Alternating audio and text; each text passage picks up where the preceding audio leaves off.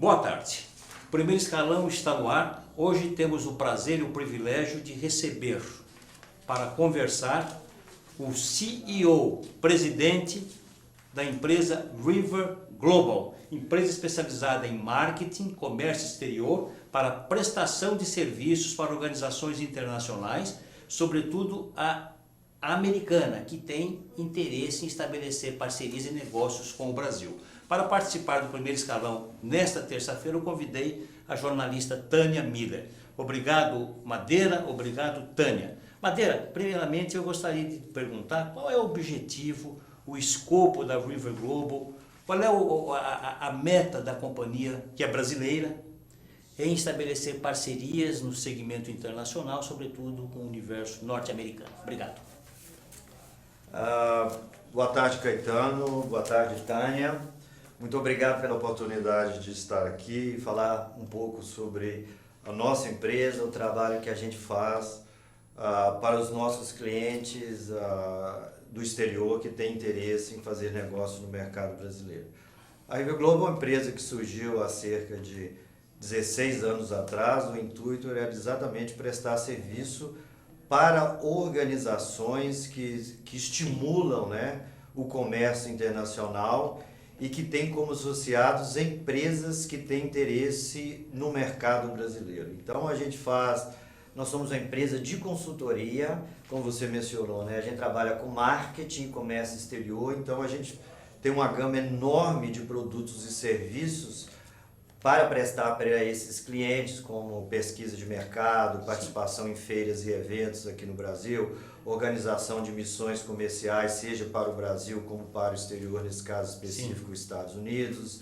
Aí a gente tem também a organização de promoções em pontos de vendas de alguns produtos de nossos clientes que estão no mercado brasileiro. Ou seja, nós temos um serviço completo, né, para os nossos clientes, envolvendo tanto a parte de marketing como comércio exterior. Hoje nós temos um grupo, né, de clientes, gostaria de destacar aqui algum deles. Nós trabalhamos com o Alaska Seafood Market Institute, que é uma agência do governo do estado do Alasca, que promove os peixes e frutos do mar do estado do Alasca, e suas particularidades, né, pelo peixe ser selvagem, natural e sustentável. Nós trabalhamos também para Food Export USA, que é uma organização de 22 estados da região centro-oeste e nordeste dos Estados Unidos, que promove produtos alimentícios de pequenas e médias empresas. A gente trabalha também para o West Dairy Council, que é uma organização dos produtores de leite e derivados dos Estados Unidos. É uma organização a nível nacional, que a gente começou até recentemente. E a gente especificamente trabalha com o estado da Geórgia, na parte de promoção de negócios no Brasil, como também na parte de turismo, o estado com um destino turístico para o brasileiro, e também a parte de investimentos diretos estrangeiros, ou seja, empresas brasileiras que têm interesse em se estabelecer nos Estados Unidos, a gente trabalha mostrando as vantagens do estado.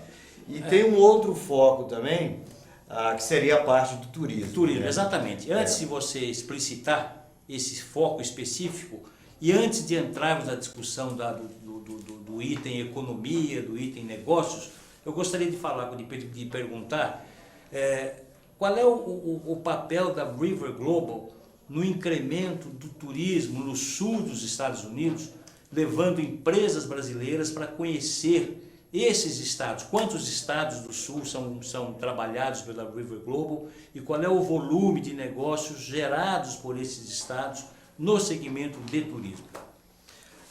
Em relação à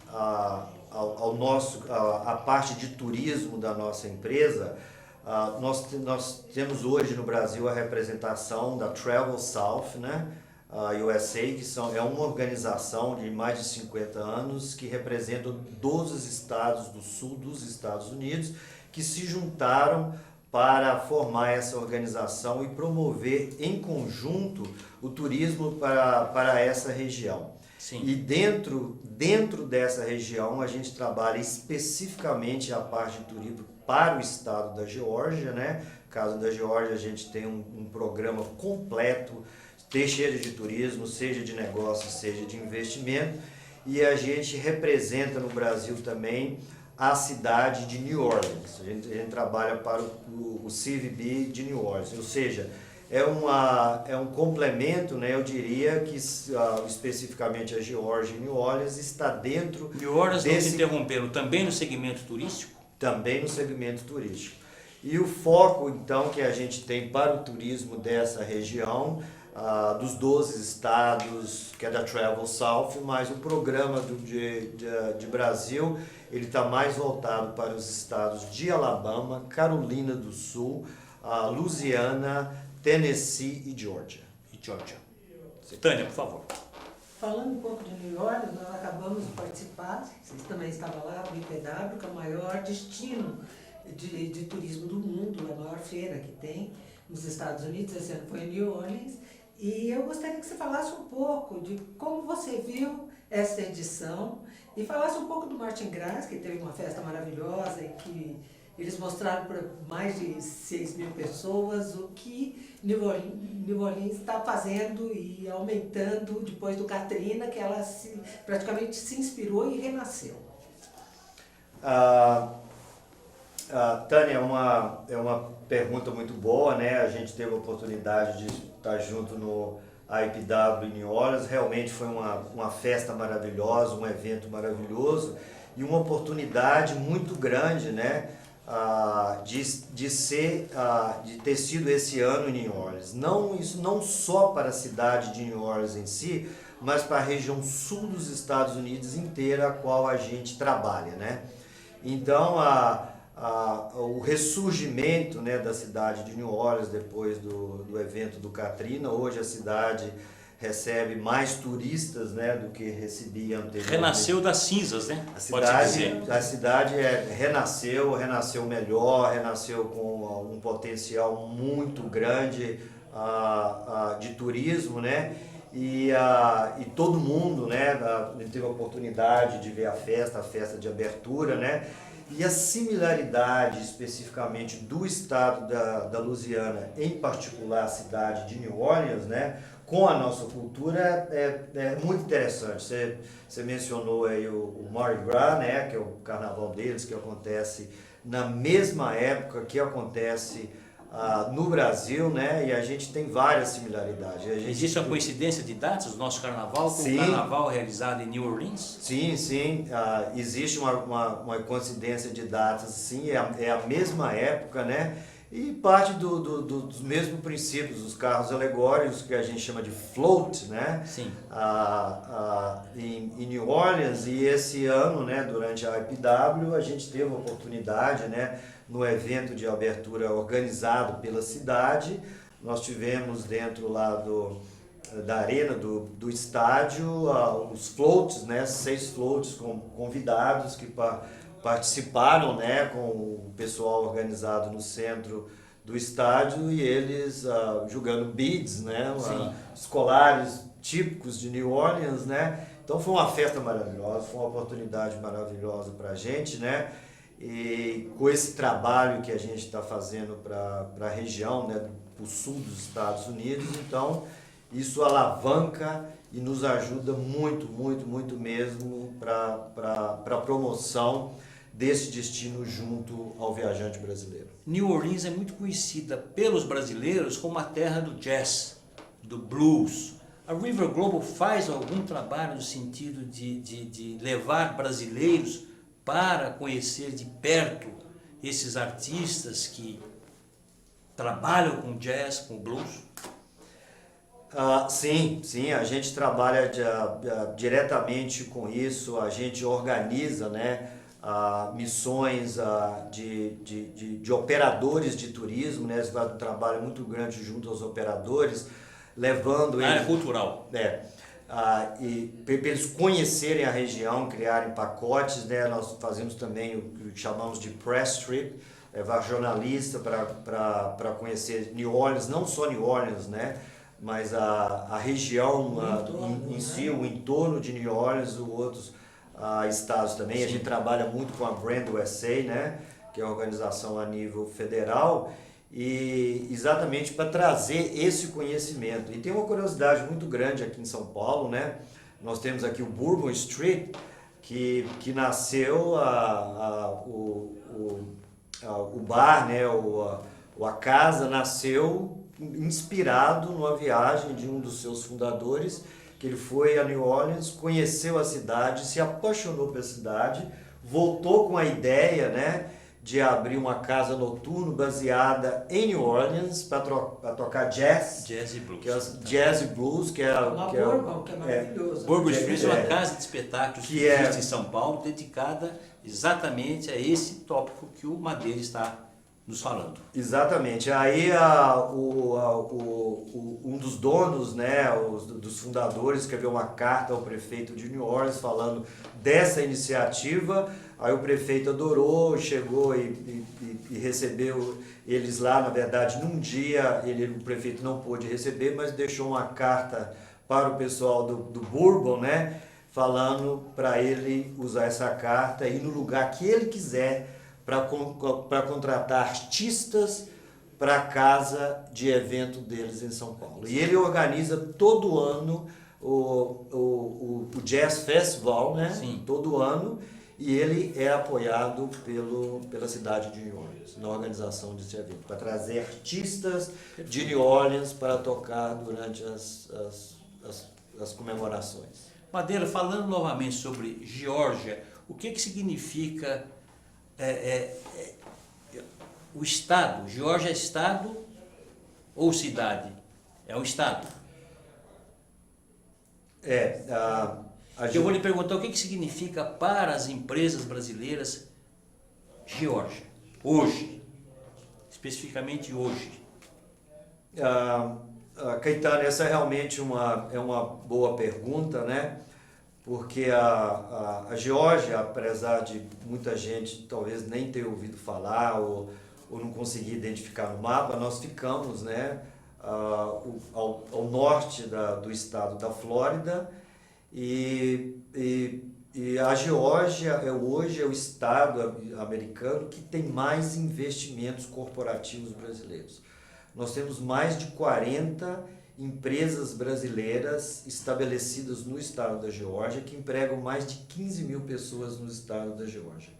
Então, nós temos aí empresas como a JBS, a Stefanini, a Gerdau, a Cielo, que se mudou recentemente para Atlanta, nós temos a VEG, nós temos consulado brasileiro em Atlanta, nós temos Câmara de Comércio Brasil e Estados Unidos em Atlanta. Então é um intercâmbio de comércio, informação, investimento e turismo muito grande, né?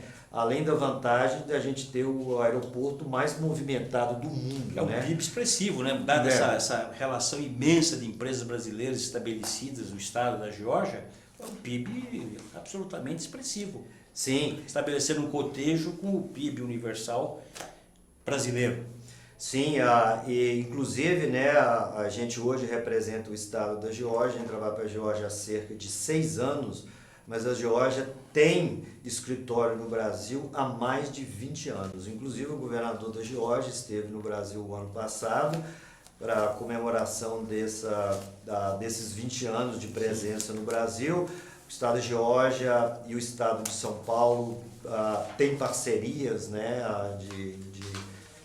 na parte de comércio, na parte educacional e várias outras atividades relacionadas com um estado com o outro e outros estados também. Por exemplo, a cidade de Atlanta é a cidade irmã do Rio de Janeiro, né? As duas cidades, Atlanta sediou as Olimpíadas em 1996 e agora nós temos o Rio. Inclusive a gente teve, né, durante uma visita precursora do governador ao Rio, a gente visitou o pessoal da organização da Olimpíada no Rio e eles falaram que uma das cidades que ajudaram muito eles na estruturação de ver como organizar uma Olimpíada a participação de Atlanta foi muito grande. Então existe um intercâmbio muito grande do Estado com o Brasil. Antes de passar a palavra para a Tânia, eu te perguntei se Geórgia era um estado ou cidade, porque nós brasileiros muitas vezes fazemos confusão. Porque Miami e Orlando, muitas pessoas pensam que ou Miami ou Orlando é a capital da Flórida, que não é. Isto. Então foi só para esclarecer e posicionar que eu lhe fiz essa pergunta. Tá, só para fechar essa colocação, né? A Geórgia é um estado, inclusive a gente fala Georgia, USA. Nós temos o som, né? A música oficial do estado da Geórgia, Georgia on My Mind. É um hino? É um hino, é o hino oficial do estado, né? Então, às vezes, a gente tem um pouco confundido também com o país de Geórgia. Exatamente. Tá? Exatamente. Com o país Geórgia.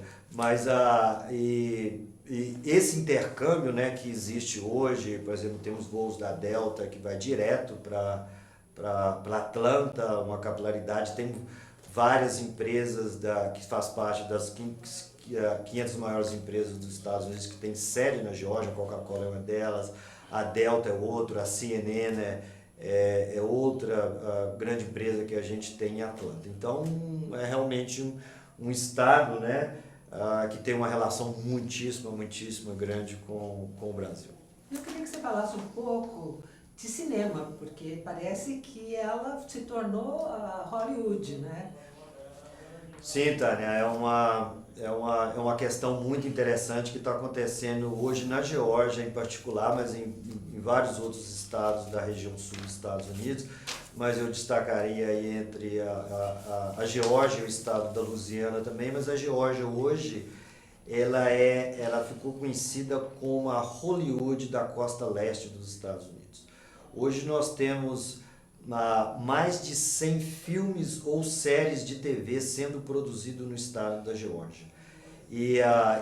Hoje, atualmente? Hoje, atualmente, tá? Então é uma coisa realmente impressionante, uma indústria que praticamente não existia no estado, eu diria, há 10 anos atrás. Nós temos estúdios hoje, por exemplo, o estúdio que produz o 007, né? Eles estão montando um estúdio na Geórgia e várias outras produções indo para a Geórgia. A Geórgia, ela reúne condições muito boas, tem um incentivo fiscal muito grande do Estado, né, em termos de imposto que eles pagam, as empresas, os estúdios e a produção recebe esse dinheiro de volta.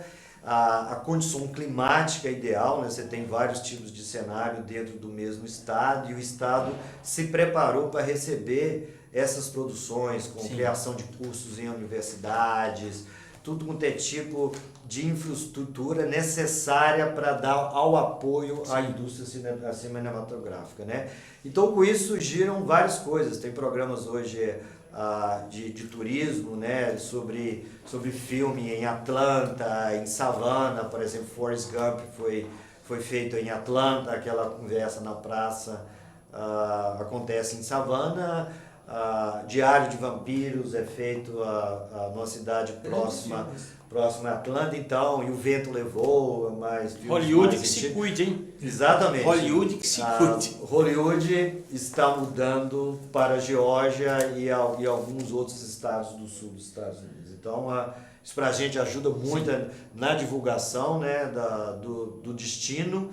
E nós brasileiros, nós gostamos muito de cinema, né? Então isso aí é uma boa coisa pra gente. Quais são os próximos eventos, feiras que você, através da River Global pretende, ou já estão no seu calendário para esse ano de 2016? Este ano a gente está organizando, inclusive eu estou viajando a semana que vem, segunda-feira, nós estamos trabalhando junto com o Departamento de Agricultura dos Estados Unidos para levar uma missão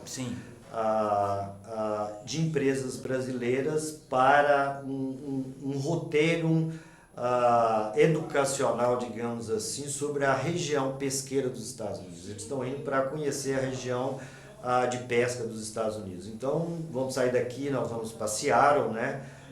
Nós temos uma grande base da indústria pesqueira do Alasca em Seattle, e de lá nós vamos para o Alasca, né? O Alasca é a maior fronteira, né? O maior estado americano? É o maior estado americano. Dos 50 estados é o maior? Dos 50 estados, se você colocar com uma população simplesmente de um pouquinho acima de 720 mil habitantes, se você colocar o mapa do Alasca dentro do mapa continental dos Estados Unidos, nós temos aí 35% do território americano. Então é uma fronteira muito interessante para os brasileiros conhecerem. A gente trabalha também já para o estado do Alasca, para o Alaska Seafood, promovendo os peixes selvagens, naturais e sustentáveis do estado do Alasca. É uma atividade econômica, podia ser, não te interrompendo, Tânia, é a primeira. Não, dentro do teu assunto, da sua pergunta, a piscicultura é uma atividade econômica que lidera dentre as atividades praticadas pelo Alasca? Eu diria que a indústria pesqueira é a indústria que mais se emprega no estado do Alasca, né? E a grande característica, né, da indústria pesqueira do Alasca, constitucionalmente no Alasca é proibido criar peixe. Era isso que eu queria que você falasse. Então, isto é muito interessante, está na Constituição do estado do Alasca. Como proibido? Está na Constituição que toda a atividade relacionada à pesca ela tem que ser selvagem, de maneira natural e sustentável, de forma a não agredir o meio ambiente. Então, cativeiros ou criação de peixes é proibido pela Constituição do Alasca. Então, nós podemos dizer, né, que a gente fala, o Alasca é forever wild, né, vai ser sempre selvagem. Então, o que diferencia o peixe do Alasca em relação aos outros peixes? O peixe é criado livremente na natureza, ele tem alimentação natural, ele não tem alimentação artificial, a coloração dele é natural, digamos, ele é um peixe orgânico. E isso... Naturalmente orgânico. Ele é naturalmente orgânico. A importância também da gordura, né? Da gordura. Você estava explicando antes. O que acontece de algumas espécies, por exemplo, salmão, né? O Brasil hoje é um dos grandes mercados do mundo de salmão, né? Existe uma cultura do salmão que vem dos países vizinhos ao Brasil. No Alasca nós temos 5 espécies de salmão selvagem. Então não é uma espécie que a maioria de nós brasileiros conhecemos aqui, que é o salmão do Atlântico. Então nós temos espécies, nós temos salmão real, nós temos salmão vermelho, nós temos o queta, nós temos o salmão rosa, nós temos o corro. Então são 5 espécies diferentes. O que diferencia o salmão? O salmão, né, ele nasce nos rios e lagos do Alasca, ele passa um ano aí migrando para o mar, dependendo da espécie, fica 2, 3 anos. E depois ele tem a corrida do salmão, que a gente conhece como corrida do salmão, né? Então, quando ele vai reproduzir, ele começa a corrida exatamente para o rio e lago que ele nasceu no Alasca. Então, os biólogos começam a ver quanto de cada espécie através de sonar, contando. E uma parte muito interessante do salmão selvagem, é que, no caso específico do Alasca, é que ele volta para o rio e lago que ele nasceu, para se reproduzir. E ele é um peixe mutante, né, durante esse período que ele vai, dessa corrida dele. Então, ele vai mudando a forma, o macho, né, vai mudando a boca dele, para quando ele chegar, ele cava o cascalho, a fêmea põe os ovos, ele é fecundado e os dois morrem, aí começa o ciclo novamente do salmão. Então é a única espécie de peixe que tem um ciclo de vida definido. As outras espécies, você pode ter peixes que têm vários e vários anos de vida, né? E uma grande questão do Alasca é que tudo é feito de forma sustentável. Se você pegar a biomassa de peixe do Alasca, só 15% que é a cota que é permitido pescar. 85% do peixe fica no mar. E cada barco pesqueiro tem um fiscal do governo. Mas esse peixe é comercializado. Sim. E nós brasileiros consumimos o peixe do Alasca? Ele é exportado para o Brasil? Sim, isso é um trabalho interessante, né, que a gente começou a final de 2011, em 2012, né, que a gente começou a trabalhar para o Alaska Seafood, né, que é a agência de promoção de peixes e frutos do mar do estado do Alasca. Até então, né, as exportações de peixes para o Brasil era irrisória, praticamente o Alasca não exportava para o Brasil. Trabalhamos com as empresas por processos de registro, né, junto ao Intermediado Ministério. pela River Global. Intermediado por a gente, exatamente. A gente assessorou as empresas, fizemos um trabalho junto aos importadores de peixes no Brasil, porque o Alasca ele é mais produtor de matéria-prima. Esse peixe tem que ser reprocessado, às vezes, em algum lugar, porque ele é pescado em navios enormes, né? Então, às vezes, eles vêm na forma sem cabeça e sem víscera, é congelada e algumas vezes ele tem que ser reprocessado. Então, a gente trabalhou todo esse processo, né? Então, a gente faz tudo, a gente faz promoção de ponto de venda, a gente faz site, a gente faz mídia social, a gente faz propaganda, a gente faz missão para levar o pessoal no Alasca, missão para trazer o pessoal do Alasca para aqui. A gente já participa há 4, 5 anos consecutivos aí da APAS, que eu sou do supermercado em São Paulo. Estamos indo esse ano para a segunda edição do Japan na Asia Food Show, né? Que nós temos uma comunidade muito grande aqui em São Paulo da comunidade japonesa, né? Ou mesmo asiática, que tem um consumo muito elevado de peixe. Por exemplo, um dos trabalhos que atraiu, né, o Alasca em termos do Brasil é o consumo de peixe per capita no Brasil, que tem crescendo. Se você considerar uma década atrás, a gente consumia 5,5 quilos de peixe per capita por ano. Atualmente está em torno de 11 quilos, ou seja, em uma década a gente duplicou. Só que tem que o que é recomendado pela Organização Mundial de Saúde de consumo de peixe, né, são 12 quilos, ou seja, ainda continuamos abaixo do que é recomendado, abaixo da média. Aí, se você considerar a média mundial, está em torno de 20. Se você considerar países da Ásia... O consumo nos Estados Unidos deve ser essa média mundial. Os Estados Unidos está um pouco acima da média mundial, está em torno de 25, mas se você pegar países da Ásia como... e mesmo Portugal, mas a China, o Japão, Coreia, está em torno de 60, 70 quilos per capita. Ou seja, porque o peixe, né, inclusive o governo brasileiro tem a Semana do Peixe, que na verdade são 2 semanas, que é a primeira e segunda semana de setembro, né, para estimular o consumo de peixe no Brasil, porque o consumo de peixe é a única fonte de ômega 3, tá? Que é bom para o cérebro e várias outras questões de saúde. Então, mas se você pegar o Brasil em média, o que eleva a média brasileira para chegar a 11 quilos? É a região norte, que é 34. O nordeste é 20 e alguma coisa. Então, se a gente olhar a nossa região aqui, onde estamos na região sudeste, talvez o consumo esteja abaixo de 5. Então, a gente tem muito ainda que crescer nesse aspecto, mas a gente está vendo isso crescendo, né? E temos produtos, sim, do Alasca no Brasil. As exportações em 2014 chegaram a 8 milhões de dólares e estamos crescendo, fazendo esse trabalho de promover esses peixes, digamos, os peixes orgânicos, né? Que não tem nenhum tipo de aditivo químico, não tem nenhuma intervenção artificial na criação. Hoje no Brasil tem 15 empresas que importam, né? Onde o consumidor final, a pessoa que está nos vendo agora nesse momento, pode encontrar esse peixe selvagem, com qualidade, porque nós sabemos que o salmão que nós comemos, ele é tinto, né? Eles põem uma tinta porque ele é cinza, pelo que nós conversamos antes. Aonde que o nosso consumidor vai poder encontrar? Em que local? Em Porto Santa Maria? Aqui em São Paulo. Aqui em São Paulo.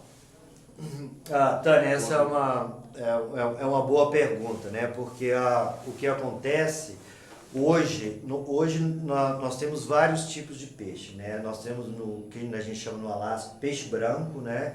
Que é o cod, que é conhecido também como bacalhau, polaca e o halibut. E temos também o salmão, né? Que são 5 espécies de salmão que eu mencionei anteriormente. E temos o king crab, o que a gente chama de shellfishes, que ainda não estão disponíveis no Brasil. Então a gente tem uma variedade grande. Então os importadores, às vezes, é que define que grupo de produtos eles vão trabalhar. Então, se você considerar o varejo hoje nós temos peixes do Alasca, né, salmão, e em alguns lugares também a polaca, né, e também o cod, que é o peixe usado para fazer o bacalhau. Então esse aí é o cod, o peixe in natura, né? Nós temos no Pão de Açúcar, nós temos no Walmart, nós temos no Nordeste o G Barbosa, nós temos no Verde Mar em Belo Horizonte, nós temos Empório Santa Luzia. Todos identificados como salmão proveniente do Alasca. Exatamente. Isso é por exemplo, no Santa Luzia, eles comercializam hoje a espécie que se chama salmão vermelho, conhecido como sockeye, que é um produto mais top, né? Então, algumas lojas, alguns supermercados, digamos, está numa região que tem um poder aquisitivo maior, então a gente tem espécies mais nobres, de que a gente diria. Então Santa Luzia tem, e vários outros tem sockeye, mas tem alguns outros supermercados, né, que usam outras espécies, que são espécies também do Alasca, que também são selvagens, que são produtos do Alasca. Exatamente, nós temos 15 empresas hoje que importam o produto do Alasca, né? E temos também empresas que são especializadas em food service. Eles vendem especificamente para restaurantes, né? Aí muitas vezes o produto pode vir em forma de filé, ou mesmo o peixe, digamos, inteiro, mas sem cabeça e sem víscera, porque aí ele passa por um processo do próprio restaurante, né? Eles gostam de ter esse peixe inteiro para poder eles mesmos filetarem, vender. Então a gente faz um trabalho muito grande com os restaurantes, né? Explicamos, fazendo treinamento do pessoal em relação ao que é o diferencial dos peixes do Alasca, a questão de ser selvagem, a questão de ser sustentabilidade, por exemplo. Se você colocar na questão de sustentabilidade, os benchmarks, o que se existe hoje em termos de sustentabilidade da indústria pesqueira, surgiu no Alasca. O Alasca tem tudo quanto é tipo de certificações que você pode imaginar em termos de sustentabilidade. Então é um trabalho que a gente faz junto aos varejistas, junto aos importadores, junto ao pessoal de food service, aos restaurantes. A vivenda do camarão serve. A vivenda do camarão tem o cardápio dele, tem o cod, né? Inclusive é o peixe in natura, que não passou pelo processo de salga, né? Muito interessante. E eles também vão estar trabalhando com sockeye, vão trabalhar com halibut e outras espécies. Madeira, nós vamos ter que chamar um rápido intervalo, mas antes eu quero deixar uma pergunta no ar. Como você sabe, tirante a Índia, os Estados Unidos e o Brasil, respondem pelas maiores populações bovinas do mundo. Eu queria saber qual é o tamanho do negócio, do intercâmbio que existe entre Brasil e Estados Unidos nesse segmento de carne. Primeiro escalão volta em 3 minutos. Até já.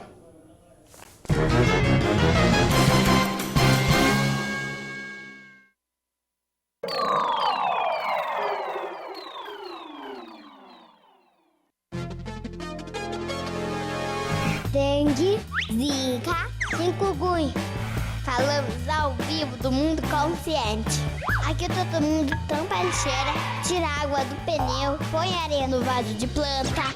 Nossa, quantos mosquitos aqui! Ô vizinho, colabora aí. Por que você ajuda a mudar? Porque eu quero o mundo consciente. Nós ajudamos a mudar! E você?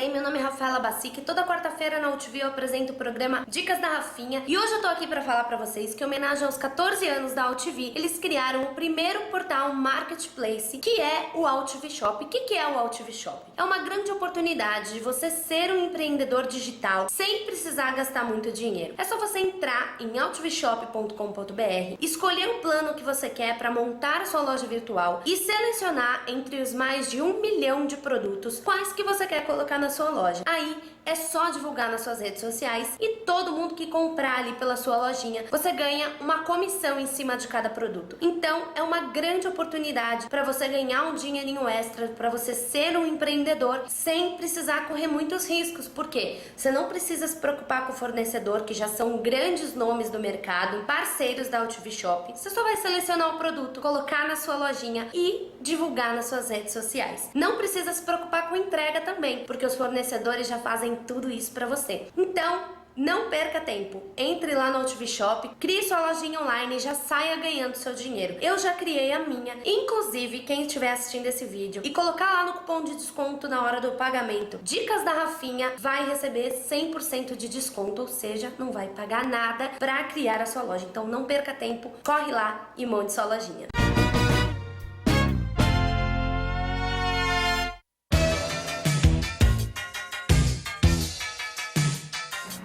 Eu sou o Ronaldo Luiz, jornalista e apresentador do Agropapo aqui na UTV, e quero convidá-lo para você acompanhar o Talk Show do Agronegócio todas as terças e quintas, das 11 às 11h30 da manhã, aqui na TV da internet.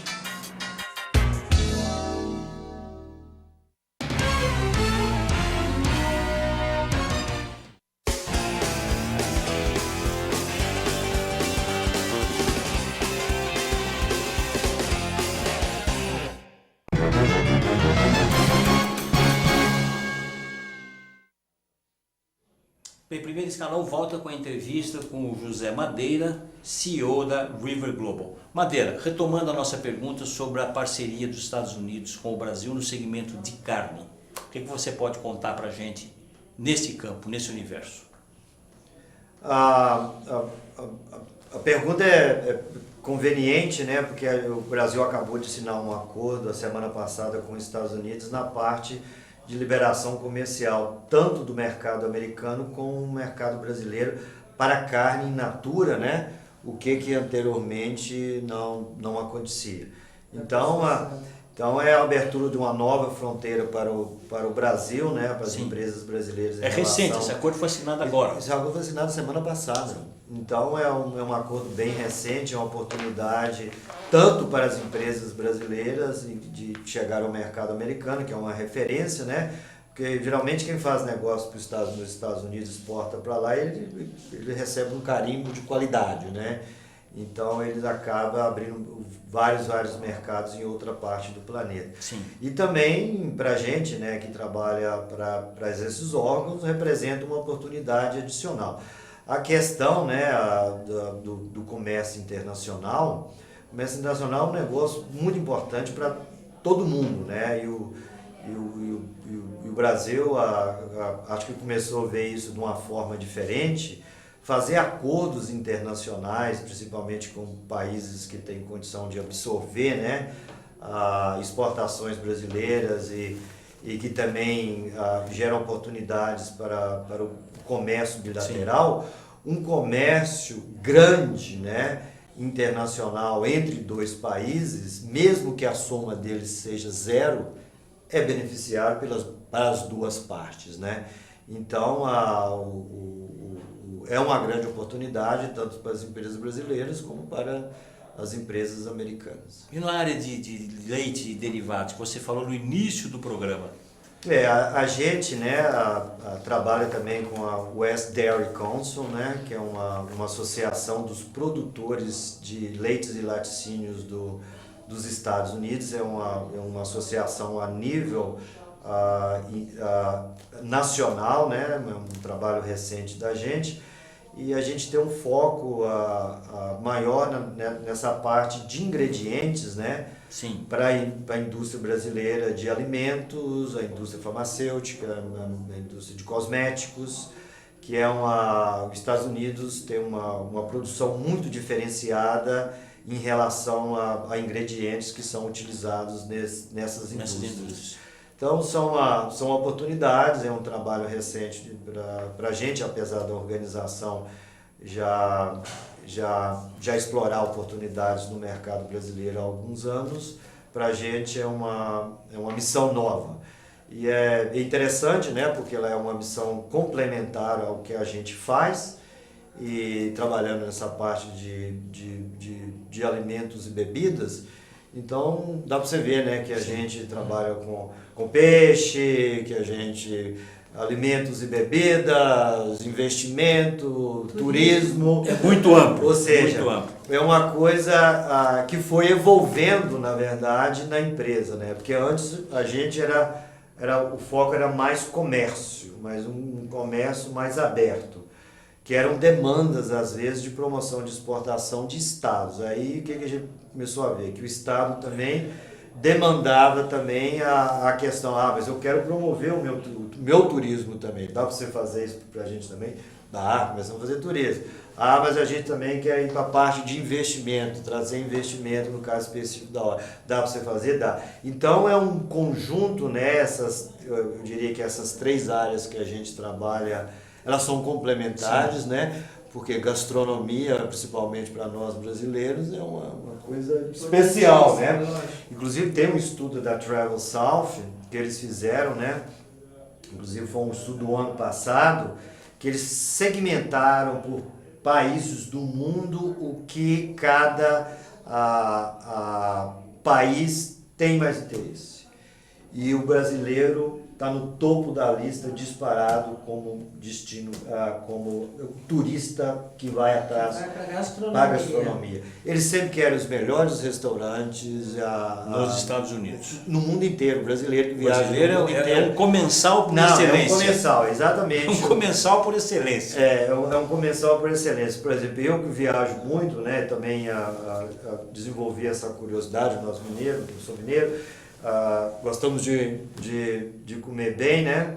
E uma coisa, eu tenho uma filha que mora em Nova York, então eu já chego lá, ela já tem a lista completa dos restaurantes da moda, né? Muitos restaurantes o tempo inteiro. Então todo mundo ficou impressionado, né, quando eles fizeram essa apresentação, que o brasileiro, quando ele vai, ele gasta mesmo com comida, com alimentação, com gastronomia, o oposto exatamente do turista canadense, que chega, aluga uma casa por temporada, o gasto é mínimo, faz compras em supermercado, comendo sanduíche que eles fazem mesmo em casa. O brasileiro, ele quer sair, ele quer comer, quer conhecer todos os. Voltando para a Geórgia, dentre as empresas que você citou no início do programa, empresas brasileiras que estão instaladas na Geórgia, existe uma que atua no segmento de pecuária, não? Sim, na área de carne. Sim, inclusive é uma empresa bem conhecida nossa, né, que é a JBS. A JBS é uma das maiores empresas brasileiras que atuam nesse segmento de alimentação de carne. Na verdade, a JBS é uma das maiores empresas do mundo de proteína, né? A JBS tem 7 fábricas, 7 unidades no estado da Geórgia, que emprega mais de 8.000 pessoas no estado da Geórgia. Então, uma imensidão impressionante. É uma imensidão. E o foco maior deles na Geórgia, né, e em algumas outras partes dos Estados Unidos, está mais relacionado com frango, né? E eles têm, obviamente, ampliado para outras áreas, fizeram algumas aquisições. É uma empresa que a gente valoriza, sim, muito dela, a presença dela no nosso estado. Inclusive o governador da Geórgia esteve no Brasil o ano passado, e uma das visitas que ele fez foi a visitar o presidente da JBS aqui em São Paulo, para agradecer os investimentos que ele tem no nosso estado.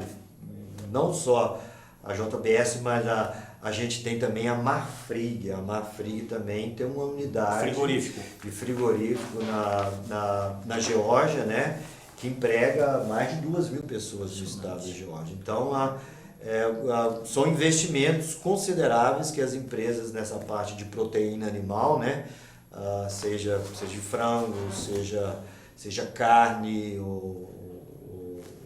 principalmente nessas duas áreas, tem o estado da Geórgia. E então é uma área, né, que tem um intercâmbio muito grande, e com essa liberalização agora a gente espera ver muito negócio, né, entre a Geórgia e o Brasil. E o Brasil.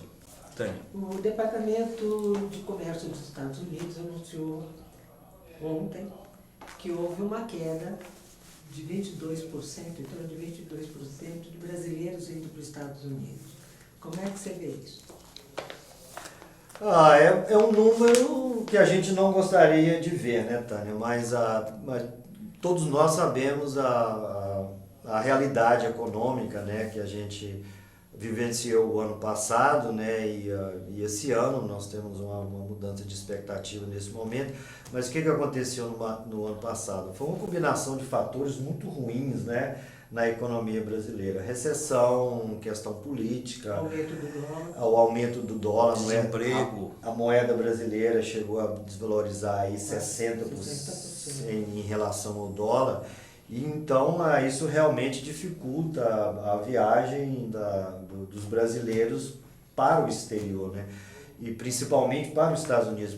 Você pode ver também o ano passado, os números do ano passado mesmo, esse ano menos, mas o dólar está muito forte em relação à maioria das moedas do mundo. Então, faz o turismo nos Estados Unidos ficar um pouco mais caro. Então, foi uma combinação, digamos, de fatores negativos que a gente espera que isso recupere o mais rápido possível e que esses brasileiros comecem a viajar para o sul dos Estados Unidos também, né? E o brasileiro responde por um ticket médio elevado, né? No sentido dos gastos que ele realiza por viagem. Qual é o ticket médio que um brasileiro gasta nos Estados Unidos numa viagem, em média? Existe esse dado? Sim, o brasileiro, ele é um dos viajantes, né, digamos assim, que tem maior consumo per capita em termos de gastos nos Estados Unidos. O brasileiro, em média, numa viagem dele, né, ele gasta $5.500. É uma das médias mais altas do mundo. E uma viagem que dura o quê? Qual é o período? Uma semana. Geralmente uma semana. Né? É expressivo esse volume de gasto. Com certeza, extremamente expressivo, né? É uma coisa que o pessoal dos Estados Unidos valoriza muito, né? Isto fora passagem. Fora passagem. Hotel. Aí compras, né? Compras nos Estados Unidos, teatros, restaurantes que a gente mencionou anteriormente, sim, né?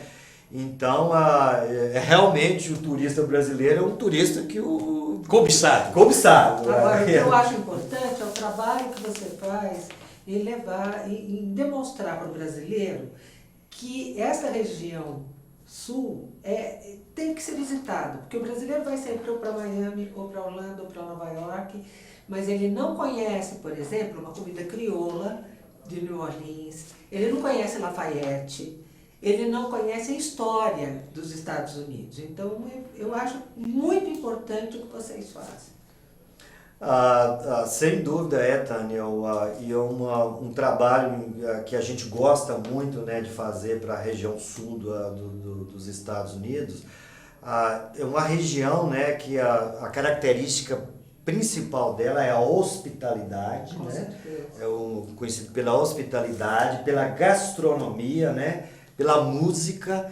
Então, para a gente, né, é um trabalho muitíssimo interessante, que a gente gosta muito, e é uma região que a gente quer trazer para o brasileiro, para ele considerar, né, essas outras regiões, talvez complementar. Há quanto tempo você vem fazendo esse trabalho? Esse trabalho... Da divulgação dos estados, da parceria, dos trabalhos, dos eventos que você realiza nos estados do sul. Esse trabalho, né, a gente vem fazendo há 3 anos, pegou uma intensidade maior nos últimos 2 anos, né, e é um trabalho muito interessante, porque a gente vê muita similaridade do sul dos Estados Unidos, a região da Travel South, né, sim, para o turista brasileiro. A gente já falou antes sobre New Orleans, mas tem várias e várias outras regiões. Tem Memphis, tem Savannah, tem a Carolina do Sul, tem a parte de praia, a parte do Alabama, né, o Tennessee, por exemplo, tem Rota da Música, que inclui New Orleans, Atlanta e Memphis, que a gente chama Rhythms of the South, né, que você vai para ver tudo quanto é tipo de música possível dessa região, né? É rock, é jazz, é blues, então é uma região extremamente rica. Então essa combinação de música boa, comida boa e povo hospitaleiro... Hospitalidade é tudo de bom. É tudo de bom, né?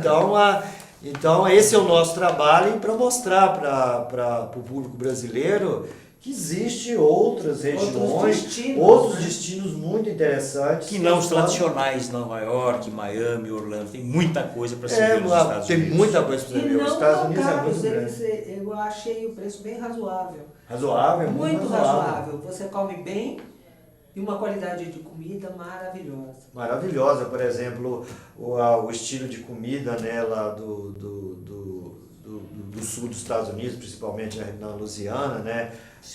Jambalaya e outros tipos de comida creole, porque os estados do sul dos Estados Unidos, especificamente a Louisiana, né, teve influência francesa, teve influência espanhola, teve influência africana, então é uma gastronomia, é um berço de cultura e de mistura, e uma mistura muito gostosa. A própria flor de lis de New Orleans é bem da França. Exatamente, da França. E, por exemplo, uma característica, por exemplo, do estado da Louisiana é tax-free, o turista lá... Sobre o tax-free, isso é muito importante você falar e orientar o turista brasileiro que for para os Estados Unidos sobre o tax-free que ele vai ter direito e usufruir. Essa especificamente, né? No sul? Não, no estado da Louisiana. No estado da Louisiana. Não todos os estados, mas na Louisiana. Mais a Louisiana, não é da Louisiana, um dos poucos estados americanos que tem esse programa de tax-free. E é um programa muito grande, né? Inclusive os dados do ano passado eu não tenho, mas os dados de 2014, o Brasil era o segundo em termos de restituição dos tax-free no estado da Louisiana. Só perdia para os chineses. Então, exatamente, a Louisiana ele tem um programa de tax-free, o brasileiro que for viajar, quando ele fizer uma compra, ele mostra o passaporte e pega um voucher na loja que ele comprou e depois ele pode ir juntando isso e chegar no escritório de tax-free do estado da Louisiana e pagar todo o imposto que ele pagou no estado. Ele recupera 70% porque tem uma taxa que fica para o governo. Exatamente. Mas 70% é um índice bastante interessante. Isso aí seria bastante. Isso aí seria o custo para administrar esse programa, né? Porque em alguns malls, né, o outlet tem escritório lá do tax free, tem no aeroporto, né, a hora que a gente estiver saindo, tem escritório de tax free. Então é um benefício extremamente interessante para o turista brasileiro que gosta de fazer compras, né?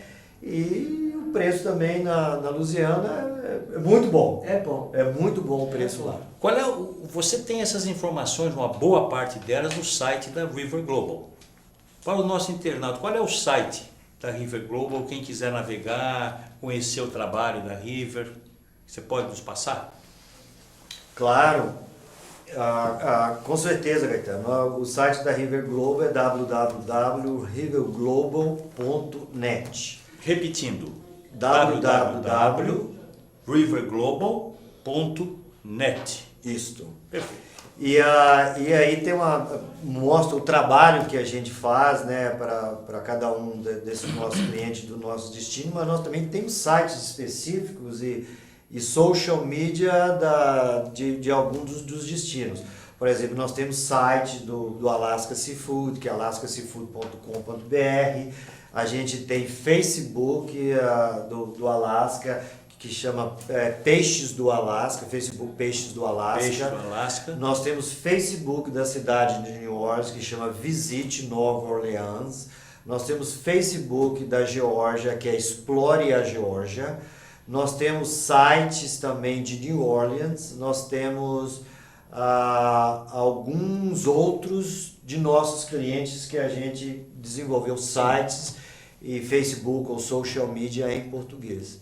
Então, uma forma de chegar a esses sites, a essas mídias sociais, é através do site da River Global, entrando em contato diretamente com a gente. Estamos lá à disposição para quem quiser conhecer os destinos, o nosso trabalho, tiver interesse em algum destino, algum produto de algum cliente que a gente trabalha. Vocês têm feito algum trabalho para a juventude, aquele jovem que está terminando o ensino médio, indo para a faculdade? Esse é um público muito interessante. A River Global faz algum trabalho para a juventude, aquele jovem que vai para os Estados Unidos, pretende estudar inglês, ao mesmo tempo trabalhar e fazer turismo? Esse é um tipo de programas, né? A gente não está especificamente direto envolvido com isso, né? São programas que existem do governo brasileiro e muitos deles do governo federal americano. E tem alguns programas também, por exemplo, tem um programa, inclusive um acordo que o governo do estado da Geórgia assinou com o governo do estado de São Paulo, através do Instituto Paula Souza, para levar estudantes exatamente do Instituto Paula Souza para passar um período na Geórgia. Eles têm um programa, né, para levar esses estudantes. Esse intercâmbio é muito interessante, né? A gente não tem um programa especificamente lá na empresa ainda para o pessoal ainda, digamos, de nível intermediário, mas nós temos um programa de estágio muito interessante lá na empresa, né?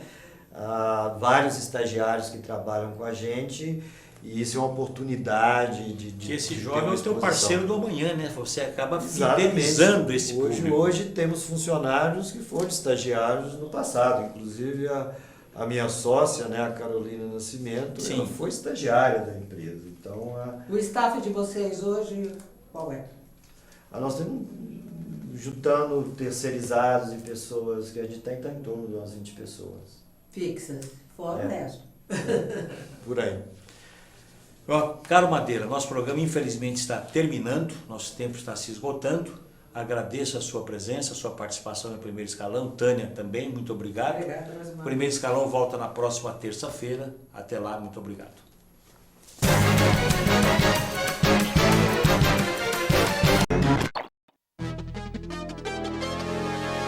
Dengue, Zika, chikungunya.